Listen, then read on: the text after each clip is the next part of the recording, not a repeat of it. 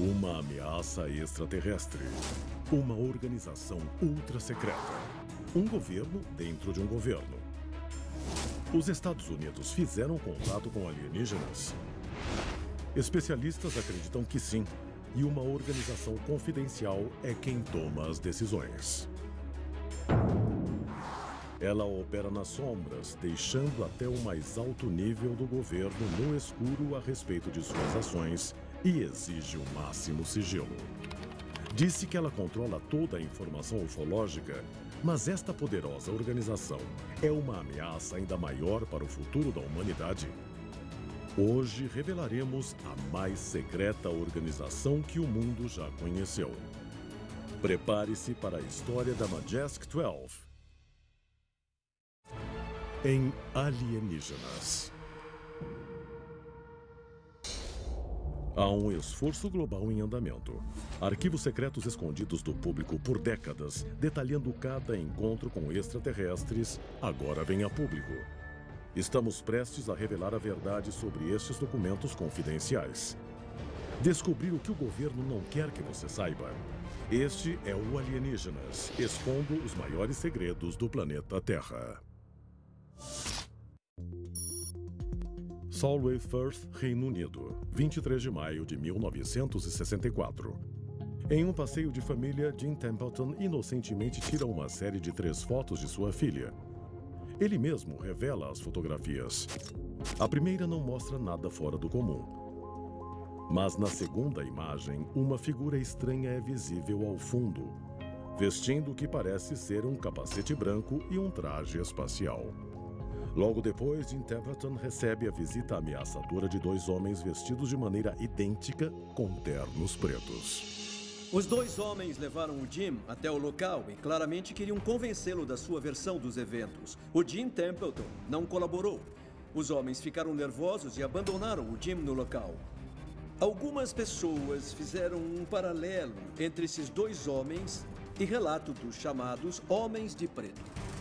Descrições de tipos similares de homens intimidantes são lendárias, mas ninguém sabe quem eles são ou a qual organização pertencem. Será que os Homens de Preto fazem parte da infame Majestic 12?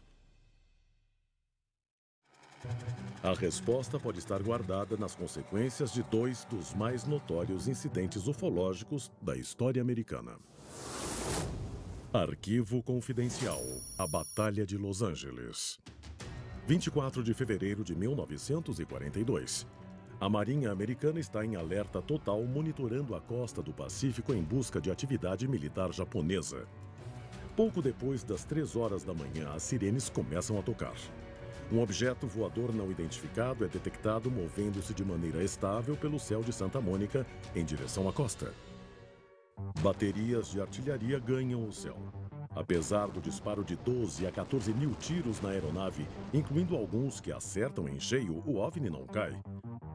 O relatório oficial emitido pelo secretário da Marinha, Frank Knox, chama o episódio de alarme falso. Mas fotos do objeto aparecem nos jornais.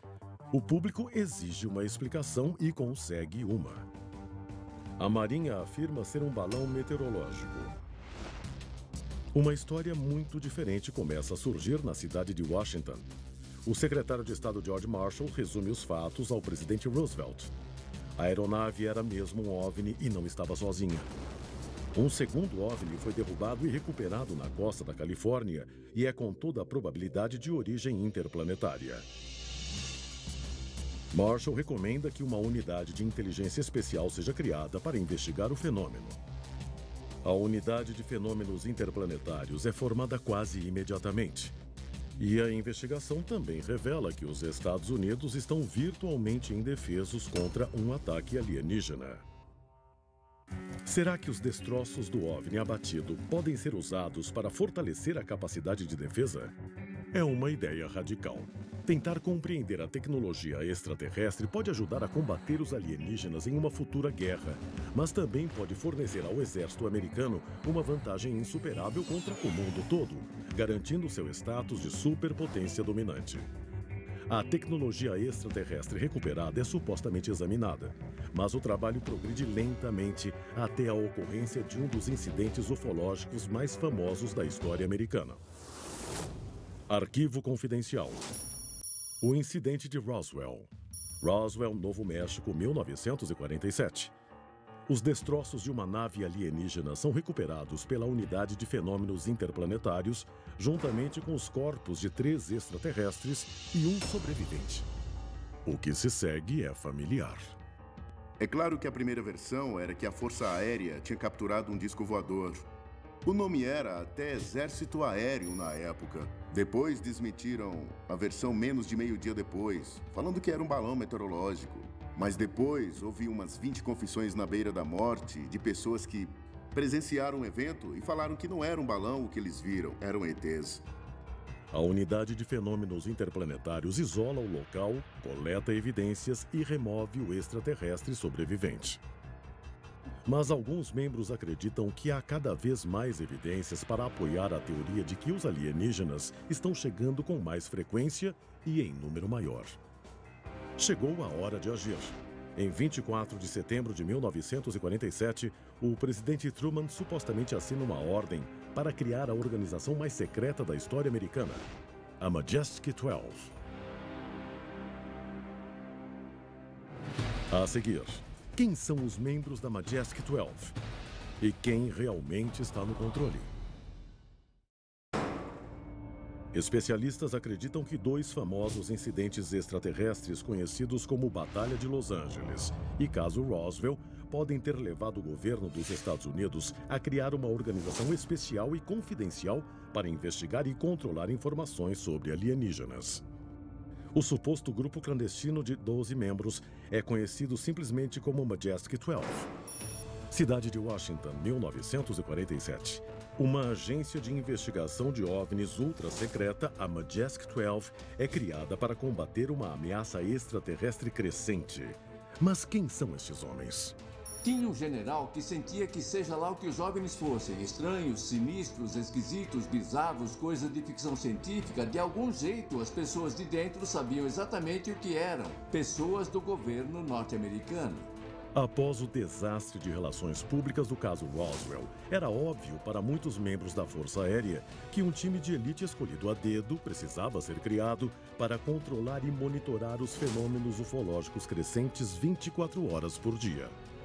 O homem supostamente escolhido para supervisionar a Majestic 12 é James Forrestal, secretário de Defesa dos Estados Unidos. Forrestal é o homem dos bastidores, mas quem é o homem de confiança para administrar as operações da Majestic? Um nome chama a atenção de Forrestal: Vannevar Bush. Ele é o primeiro consultor científico do presidente e figura vital por trás do Projeto Manhattan, codinome da primeira bomba atômica do mundo. A prioridade da Majestic 12 é limitar o conhecimento público e a exposição dos OVNIs. Os especialistas acreditam que a primeira operação da Majestic 12, controlada a partir da base da Força Aérea Wright-Patterson, tem o codinome Project Sign, ou Projeto Sinal. Arquivo confidencial. Projeto Sinal.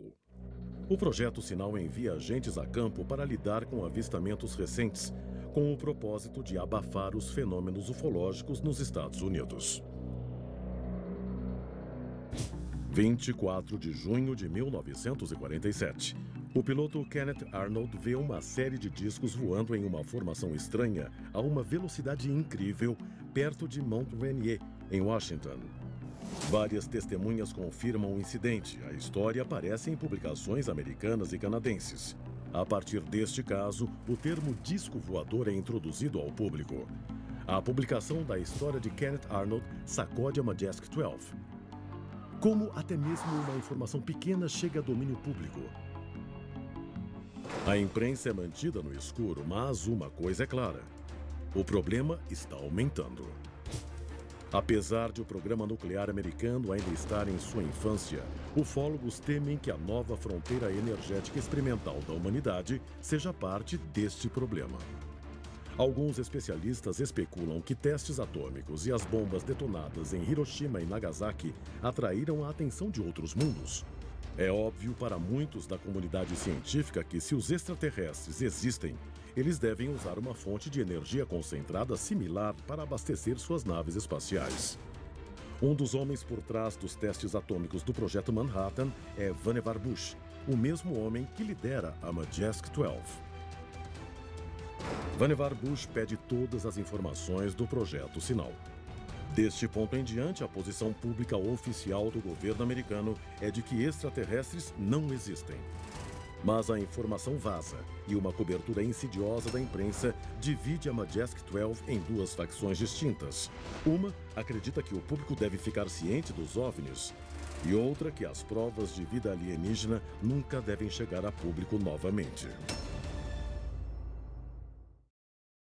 A seguir, o conhecimento de uma presença alienígena na Terra pode ter levado a um dos eventos mais devastadores da história americana.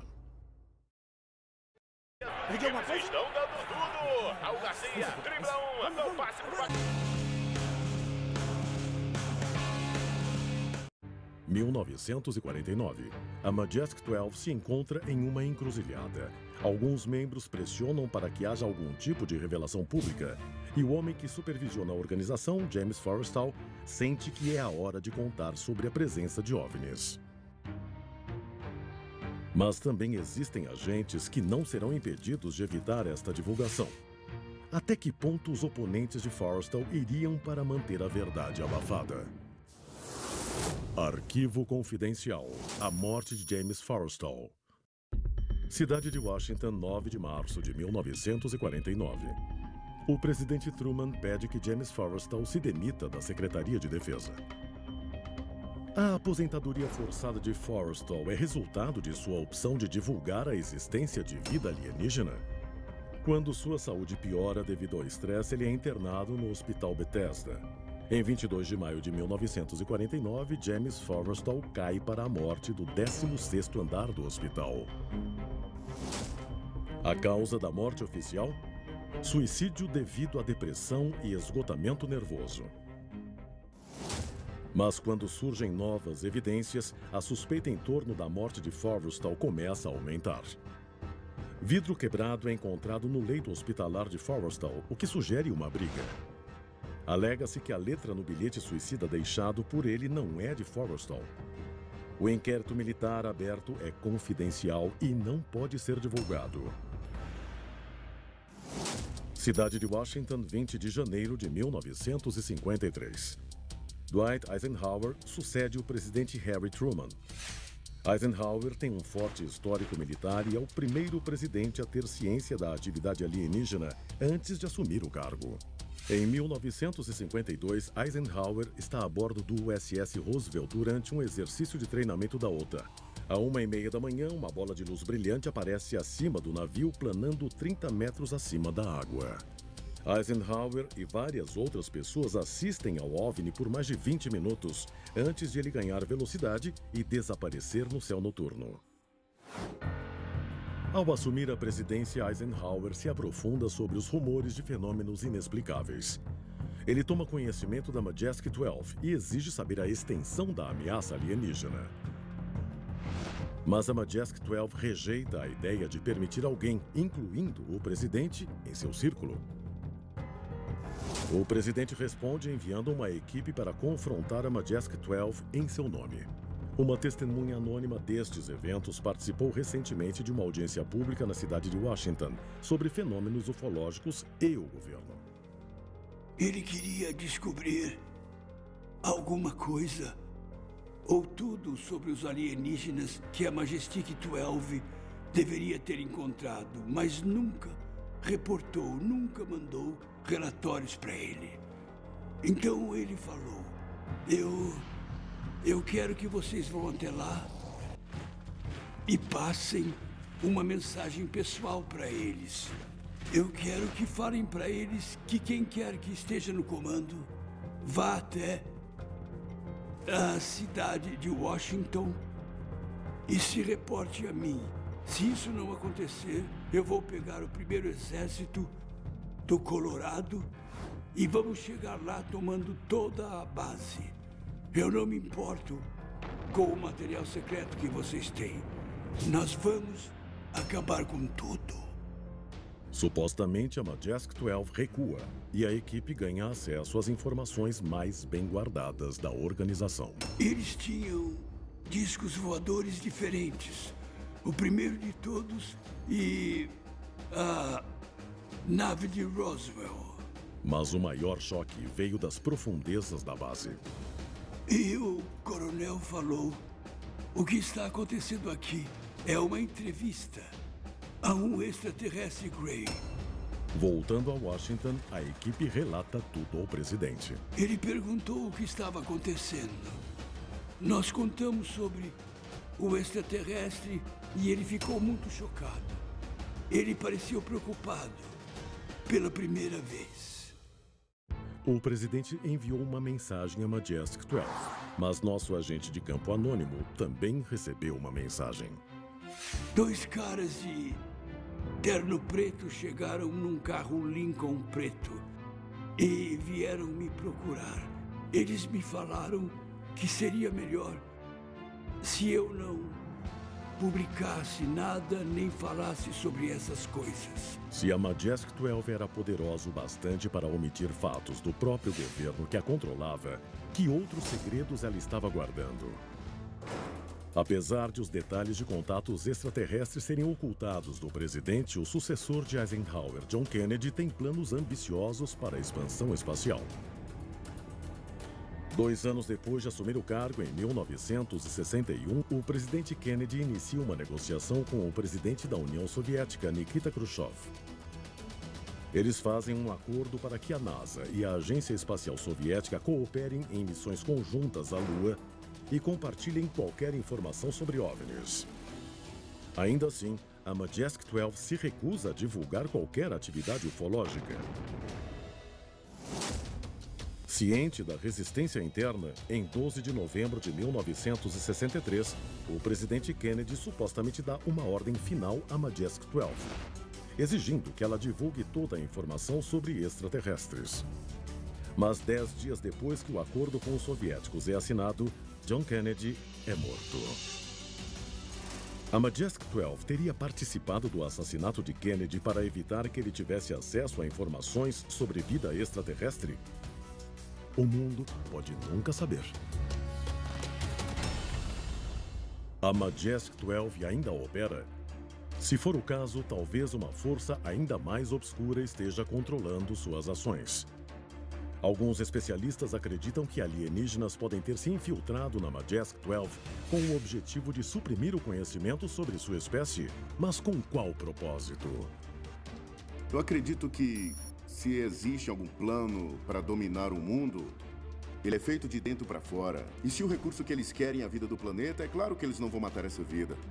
Eles podem até tentar criar, controlar, coletar, fazer o que quiserem com ela. Quem realmente controla a nação mais poderosa da Terra? Líderes eleitos democraticamente ou uma organização sombria dentro do governo? Se os Estados Unidos e possivelmente o mundo estiverem sob controle alienígena, o que pode ser feito?